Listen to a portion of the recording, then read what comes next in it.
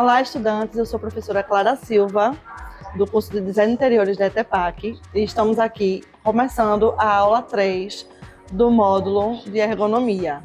Nós estamos no ambiente Lugar de Afeto da Casa Coral e nós vamos explicar hoje um pouco como adaptar a ergonomia para o design de interiores. Como organizar os espaços, a disposição dos espaços em diversos ambientes, seja sala, seja cozinha, seja no escritório, num quarto, num banheiro. E é esse o conteúdo que a gente vai aprender hoje com vocês. Isso mesmo, Clara. Nós vamos ver aqui usar ergonomia sem sacrificar estilo e sofisticação. Vamos nessa? Aqui a gente vê a sala de estar com a circulação ampla, certo? Sem objetos interferindo, certo? Sofá com altura adequada, cadeiras, poltronas e um centro, possibilitando o deslocamento de todos os usuários. Isso é ergonomia. Isso mesmo. Lembrando que sempre a gente vai utilizar as normas, a NBR 9050, para estar adaptando em relação ao espaçamento de circulação. Fazer de forma tranquila, fluida, com espaço entre 70 e 60 centímetros para a circulação entre o mobiliário.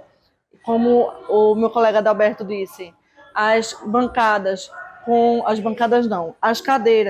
com as alturas confortáveis para que a gente consiga sentar de forma confortável. Lembrando que aqui é uma sala de estar, né? Então, é uma sala para se confraternizar, para reunir, servir aperitivos, enfim, para receber visitas. Outra coisa muito importante, a ergonomia está ligada também à iluminação.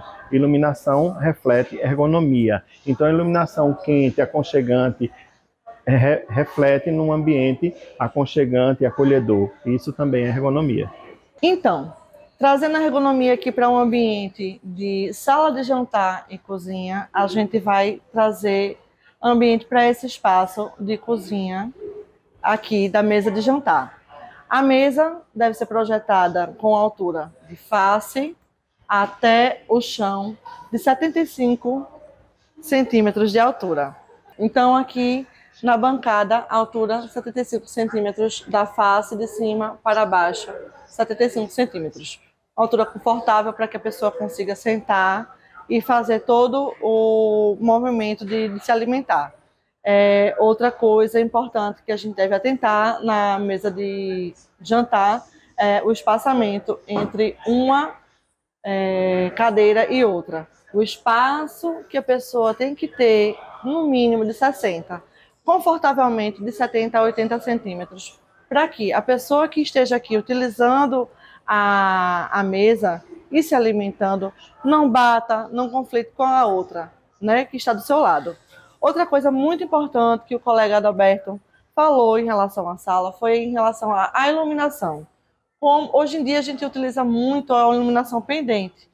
Então, a iluminação pendente também tem uma medida necessária de forma confortável para iluminar todo o campo de visão da mesa, que é de 70 centímetros da luminária até a bancada.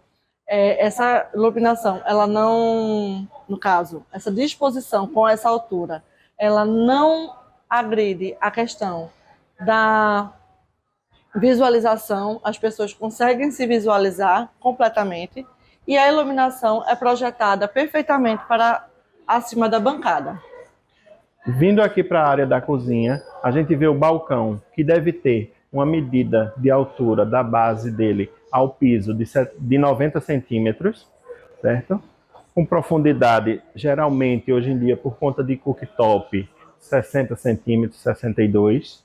A parte da bancada para o móvel superior, 60 centímetros de altura. E o móvel superior deve ter de profundidade de 35 a 40 centímetros de profundidade. Isso para não machucar, quando a gente estiver fazendo o trabalho, não bater a cabeça. Muito importante também é a distância do balcão para o piso.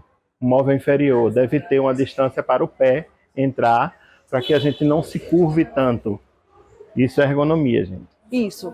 Lembrando que a gente segue as normas ergonômicas da NBR 9050.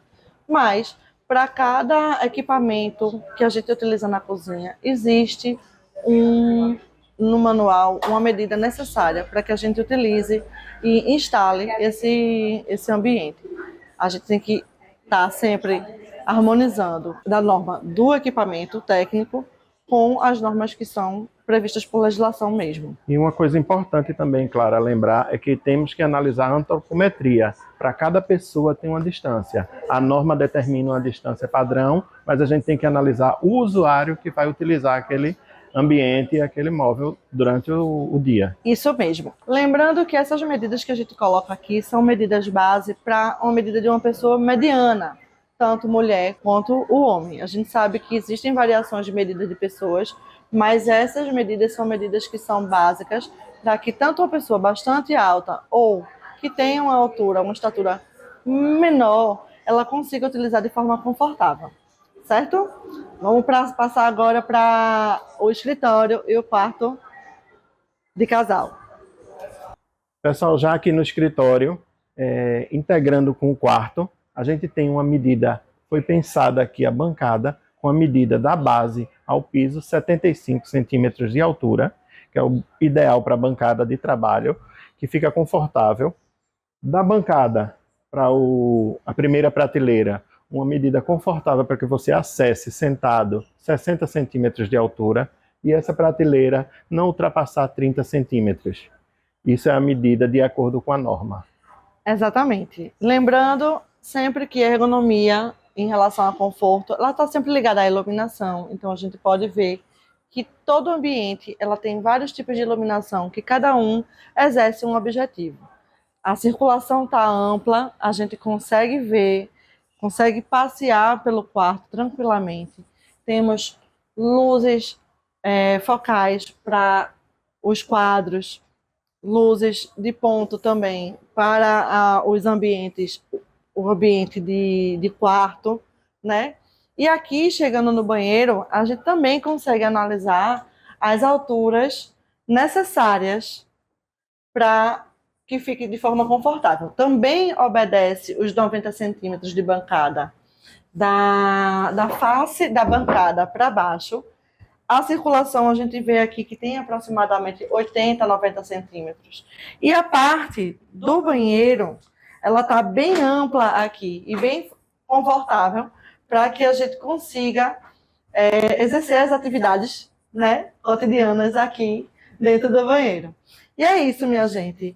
A aula 3 se encerra aqui. Eu espero que vocês tenham aproveitado muito o conteúdo, aproveitado para ler o e-book, todos os materiais, não somente dessa disciplina. A gente tem preparado um conteúdo maravilhoso para vocês aqui, dentro da Casa Cor de 2024, para que vocês possam aproveitar, melhorar seus projetos, vivenciar realmente o que é o design de interiores hoje em dia em Recife. Não esqueçam de seguir a gente nos nossos canais, no Instagram e no YouTube, o EducaPE. E não esqueçam de participar dos nossos fóruns, fazer as atividades, ler o e-book e os materiais complementares, os destaques, foram tudo pensados e preparados com carinho. Okay? Muito bons estudos e até lá! Até lá!